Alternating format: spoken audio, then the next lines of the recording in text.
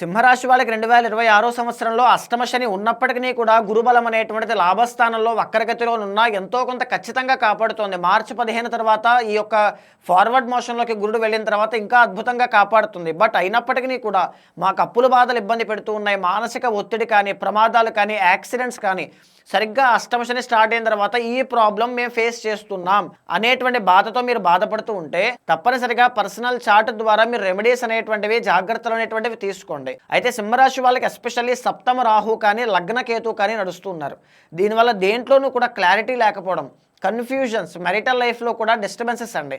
ఫ్యామిలీతో ఎక్కువగా time spend చేయాలి. అయితే ఒక ఫిబ్రవరి 15వ తారీఖు మహాశివరాత్రి పర్వదినాన ప్రతి సింహరాశి వాళ్ళు కూడా జాగరణ కార్యక్రమంలో పాల్గొనండి. ఇందులో పాల్గొన్న తర్వాత మహన్యాసపూర్వక ఏకాదశ రుద్రాభిషేకాల వల్ల, లక్ష బిల్వార్చన వల్ల, అమ్మవారి యొక్క కుంకుమార్చన వల్ల, కమలాత్మిక కానీ, శ్రీరుద్రహోమం కానీ, రాజశ్యామల కానీ, వేద పండితుల యొక్క ఆశీర్వచనము వల్ల ఆయుష్ అనేటువంటిది పెరుగుతుంది.